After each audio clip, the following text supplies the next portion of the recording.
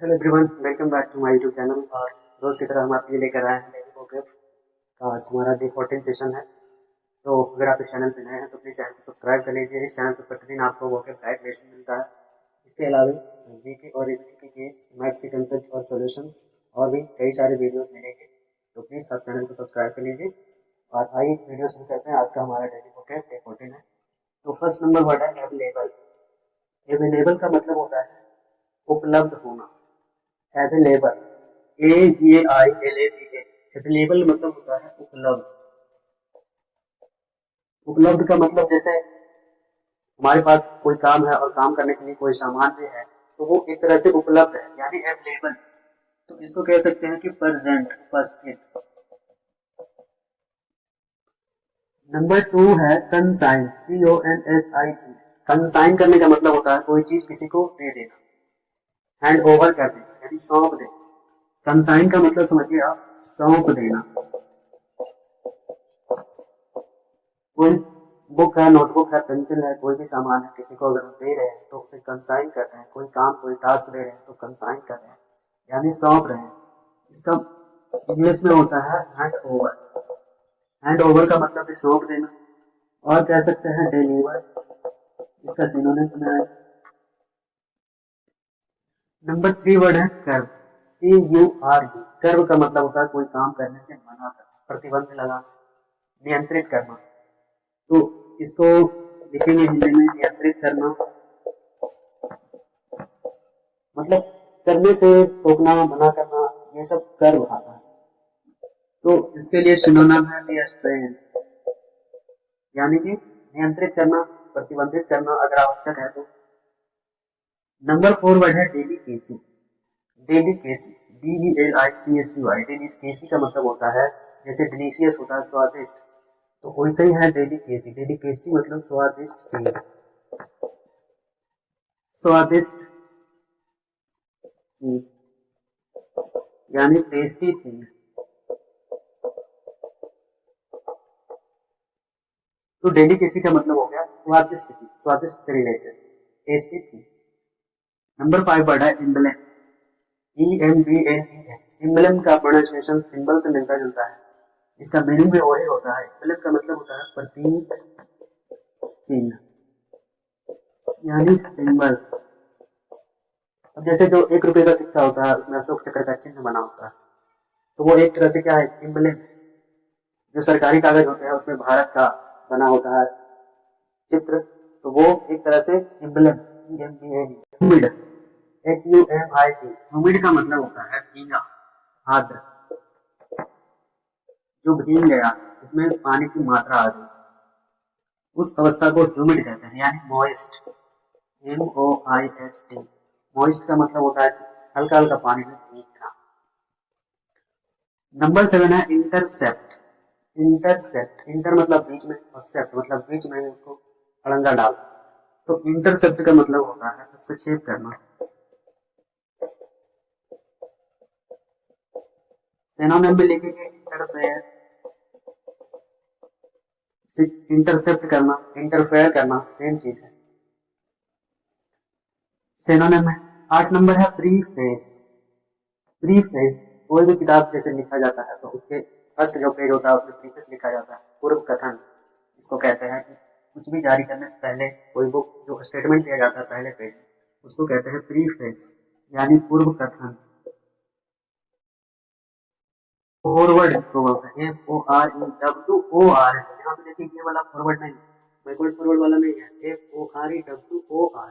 Forward मतलब पहले कहे गए सब। बुक जब रिलीज होता है तो उसके पहले पेज में आप देखिएगा लिखा हुआ रहेगा प्रीफेस।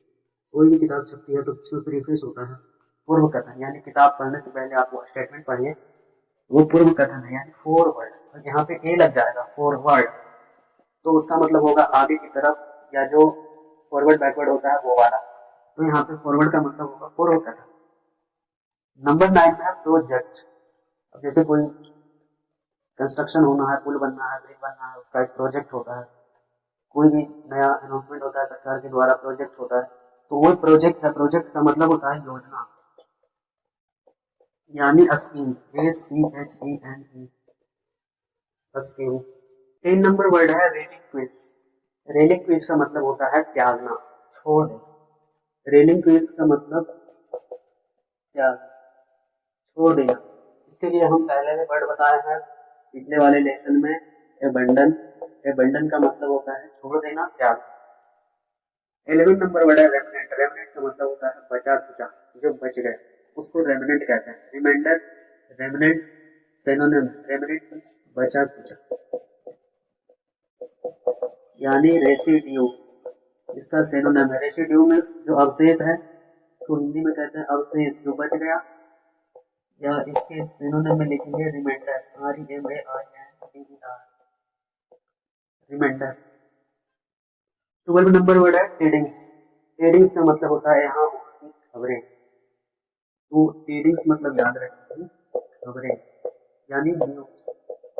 जो इधर उधर की खबरें हैं टेडिंग्स कहा जाता है। क्या न्यूज? टेडिंग्स।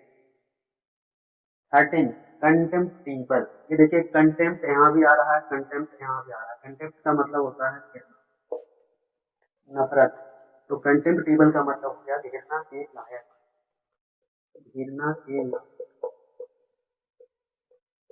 यानी डिसगस्टिंग। डिसगस्टिंग जिसको बोल सकते हैं, एकदम घिनौना टाइप, घृणा के लायक। 14 नंबर वर्ड है कंटेम्पचुअस। कंटेम्पचुअस, OUS जो है लगा है, तो ये मैन के लिए लगता है, इंसानों के लिए। तो कंटेम्पचुअस का मतलब हो गया घृणित, कोई आदमी ऐसा है जो घृणित है। तो इसका सिनोनिम लिखेंगे हेटेड, HATED, जिससे सभी लोग नफरत करते हैं, जिससे नफरत किया जाता है, इसको कहेंगे कंटेम्पचुअस। नंबर 15 वर्ड है ड्राउट। DROUGHT। ड्राउट का मतलब होता है सूखा, सूखा पड़ जाना। तो वो जो ड्राउट होता है DROUGHT, ड्राउट का मतलब सूखा। अब देखिए यहाँ पे इसको याद कैसे करना है, इसमें कंफ्यूजन हो जाता है। DRAUGHT लिख देते हैं बच्चे लोग, DRAUGHT बार बार, जो कि क्या है, गलत है। इसका सही स्पेलिंग है DROUGHT।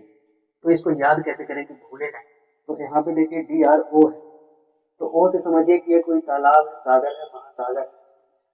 तो तालाब क्या होगा, सूख जाएगा। तो O को याद रखिएगा यहाँ पे एक तालाब के सिंबल के रूप में। तो DROUGHT स्पेलिंग याद रहेगा, भूलिएगा नहीं। सूखेगा क्या, तालाब, तो यहाँ पे O याद रखिए, DROUGHT।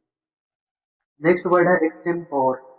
16 number, EXTEMPOR। एक्सटेम्पोर का मतलब होता है कोई ऐसा काम जो बिना तैयारी के किया जाए, बिना तैयारी के, इसका यही मतलब। एक्सटेम्पोर मतलब बिना तैयारी के, बिना प्रिपरेशन के, तो उसे कहते हैं extempore, without preparation, without preparation, वो हो गया एक्सटेम्पोर। 16 नंबर वर्ड है डिस्पोर्ट। DESPOT।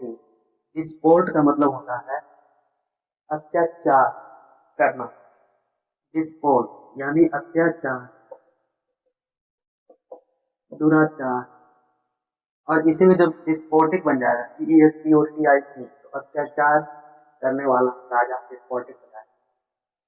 DESPOT अत्याचार, दुराचार। इसमें ISM लगा दे, डिस्पोटिज्म यानी अत्याचार करने की आदत, तो वो डिस्पोटिज्म, अत्याचार करने का जो शासन प्रक्रिया होगा वो डिस्पोटिज्म। तो यहाँ पे आपने इतने सारे वर्ड सीखे, तो अब आपको कुछ होमवर्क के लिए दे देते हैं।